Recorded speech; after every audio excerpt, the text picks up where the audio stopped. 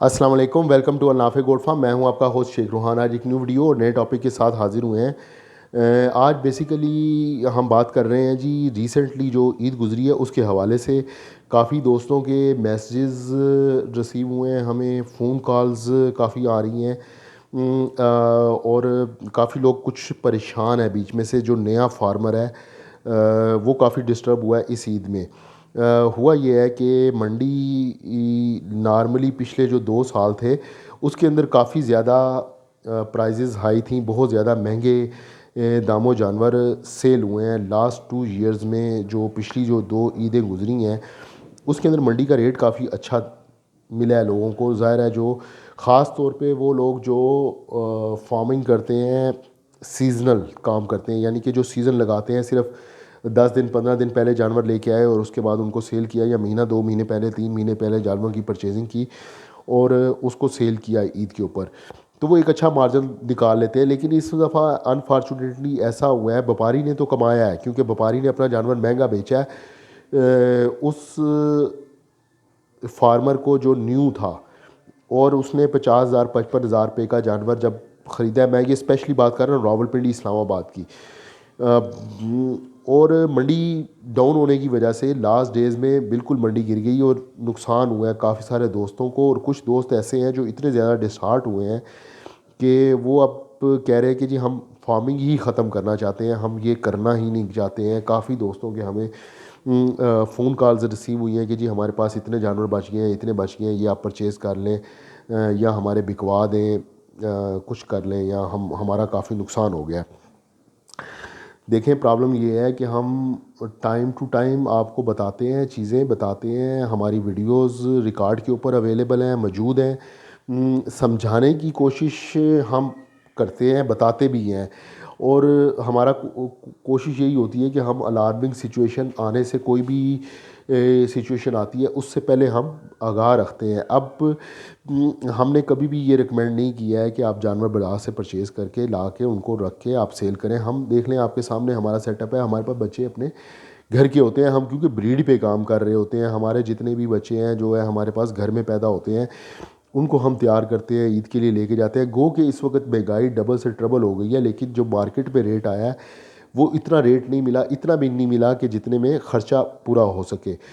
लेकिन अल्हम्दुलिल्लाह हम हमारे पास जो ईद के जानवर थे वो हमने सब सेल किए, और कुछ अगर एक दो जानवर हमें कम कीमत पे भी सेल करने पड़े हैं तो हमें फ़र्क इसलिए नहीं पड़ा क्योंकि हमारा जानवर घर का था। हमने वो बच्चा 30,000 25,000 35,000 में बाज़ार से परचेज़ नहीं किया हुआ था। वो बच्चा हमारे पास घर में पैदा हुआ था, घर की ब्रीड थी और घर से वो तैयार हुआ था, यानी कि वो एक किस्म का फ्री का बच्चा था। क्योंकि बकरी हमें हमारे पास दोबारा ब्रीड हो गई, उसने दोबारा बच्चे दे दिए। ये आपके सामने उसका रिज़ल्ट है। जो बच्चे तैयार हो गए, इनकी माँओं ने दोबारा बच्चे दिए हैं, वो हमारे पास आगे तैयार है। और बकरी अपनी जगह पे जो फैक्ट्री है वो वहीं की वहीं पे ही है, क्योंकि हमारी खुराक अच्छी है। फीड हम, ये आपके सामने है, वंडा इस्तेमाल करवाया है। लूसन आप देख लें, ये 24 घंटे हमारा आगे पड़ा रहता है। महंगे मामलात हैं, लेकिन फिर भी उससे ये सस्ता रह जाता है कि जब हम ये 25-30 हज़ार रुपये का बच्चा परचेज़ करके हम इसको अब तैयार करें और ईद के लिए हम सोचें कि ये हमें ईद में प्रॉफिट दे जाएगा। ईद वाला जो वो फिर बहुत ज़्यादा रिस्की हो जाता है, जैसे कि इस दफ़ा हुआ है। इस दफ़ा मंडी डाउन गई और मंडी डाउन जाने की वजह से जानवर ज़्यादा था, ख़रीदार महंगाई की वजह से, कोई और फैक्टर इसके अंदर इन्वॉल्व नहीं है। महंगाई ने लोगों की कमर तोड़ी है, पेट्रोल डीज़ल ने, हर चीज़ जो हमारी रोज़मर्रा की ज़रूरियात ज़िंदगी है, घी आटा दालें, हर चीज़ इतनी महंगी हो गई है कि कुर्बानी के बारे में सोचना मुश्किल हो गया है। तो इस सूरत हाल में जानवर बहुत ज़्यादा तादाद में आए हुए थे और ख़रीदार ना होने की वजह से मंडी डाउन गई है, और नुकसान हुआ उस फार्मर को जिसने अपना जानवर रोका और नहीं बेच सका, और उसको वो प्राइस वो भी नहीं मिली जिसकी उसकी ख़रीद थी। और अब वो डिसहार्ट होके ये दोस्त कह रहे हैं कि हम वो काम छोड़ रहे हैं। अब इसमें डिसहार्ट होने की ज़रूरत नहीं है। इस वक्त हमारा भाइयों को, सबको, जितने भी लोगों ने मैसेज किए हैं व्हाट्सएप पे, हमने सबसे यही रिक्वेस्ट की है कि आप अपने जानवर को रिटेन रखें, अपना शौक़ ख़त्म मत करें, ना ही इसमें घबराएं। ज़िंदगी के अंदर अप्स एंड डाउन्स आते हैं। नफ़ा अगर कारोबार के अंदर है तो नुकसान भी साथ साथ है। नुकसान पहले है, नफ़ा बाद में है। तो ये एक कारोबार का हिस्सा है। कारोबार के अंदर ये अप्स एंड डाउन्स आने होते हैं। अगर सिर्फ प्रॉफिट ही, सिर्फ मुनाफा ही आना होता तो फिर कारोबार का कोई मकसद नहीं है। फिर आप किसी भी जगह पे सूद पे पैसे रख के खा सकते हैं, बैंक में रख के प्रॉफिट ले सकते हैं। कारोबार यही है जिसके अंदर आपको मुनाफा भी होता है और कभी नुकसान भी होता है। तो इसमें घबराने वाली कोई ज़रूरत नहीं होती, कोई बात नहीं होती है इसमें परेशान होने की। हो जाता है, थोड़ा सा हौसले से, सब्र से और तहम्मुल से काम लेना होता है। अब जिन दोस्तों के भाइयों के जानवर बच गए हैं, उनसे रिक्वेस्ट ये है कि अगर वो आंडू बकरे हैं, उनके खसी नहीं है, तो उनको खसी कराएं। और अगर किसी के पास खसी जानवर बचे हुए हैं तो वो उनको आराम से सुकून से अपने फार्म पे रखें। ब्रीडिंग सेटअप के ऊपर आएँ, ब्रीडिंग बकरियां ख़रीदें। इन जानवरों को नेक्स्ट ईयर के लिए तैयारी के ऊपर डालें। इनकी इस वक्त इनको ज़्यादा मंडे की, ज़्यादा खुराक की ज़रूरत नहीं है। सिर्फ आपने इनकी सेहत मेंटेन करनी है, इनकी हेल्थ मेंटेन रखें। चारा जो डाल रहे हैं वो डालें, वरना थोड़ा मुनासिब मिकदार के अंदर, आधा किलो एक जानवर को ज़रूरत होती है, वो उतना ही दें। एक पाव सुबह, एक पाव शाम में। जब ईद के करीब आप जाएंगे, ईद के ऊपर यही जानवर आपका अच्छा तैयार हो जाएगा। फैटनिंग के ऊपर लगा हुआ होगा, 4-6 दांत के ऊपर चला जाएगा, बड़ा जानवर ये तैयार होगा। और ये डबल रेट के ऊपर जाता है। ऐसी बात नहीं है कि मार्केट बिल्कुल ही डाउन हो जाती है। बड़े जानवर की कुर्बानी करने वाले लोग होते हैं, बड़ा जानवर भी सेल होता है। सिर्फ 2 दांत का बकरा ही कुर्बानी के ऊपर नहीं लगता। मंडी के ऊपर बड़ा जानवर भी सेल होता है। 1.5-2 लाख के जानवर भी सेल होते हैं, 2.5 लाख के, 3-3 लाख का जानवर भी सेल होता है।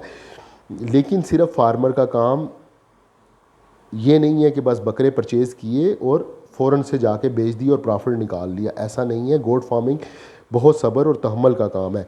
इसके अंदर आपने रुकना होता है, स्टॉप करना होता है। मंडी अगर डाउन हो गई है, आप अपने जानवरों को अपने पास सेव करें, उनको खिलाएं, नेक्स्ट ईयर के लिए तैयारी रखें। लेकिन फोकस फिर भी मैं आपको बार बार कह रहा हूँ कि ब्रीड के ऊपर रखें।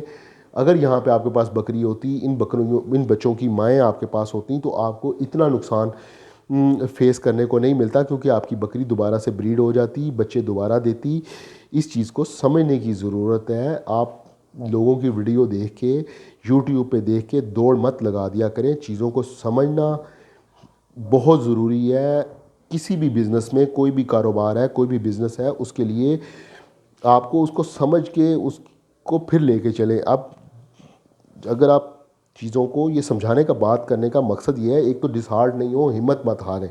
हौसला हार के कुछ भी नहीं होता है, आप अपना मज़ीद नुकसान करेंगे। इस वक्त अगर आप जानवर ये अपने कसाइयों को देंगे या किसी भी ऐसे फार्मर को देंगे जो औने पौने ये जानवर आपके ख़रीदेगा, तो कोई आपको फ़ायदा नहीं होगा, उल्टा और मज़ीद आपका नुकसान बढ़ेगा। यही आप अपने जानवरों को रोक लेते हैं, इनको तैयारी करते हैं, फैटनिंग के ऊपर डालते हैं, अगले साल ये आपके जानवर आपको अच्छा मार्जिन दे जाएंगे, बजाय इसके कि आप इनको रोक के ख़राब करें या सेल कर दें इनको सस्ते दाम। ठीक है जी, वीडियो क्लोज़ करते हैं। दुआ में याद रखिएगा। इंशाल्लाह ताला मिलते हैं अगली वीडियो में। अल्लाह हाफ़िज़।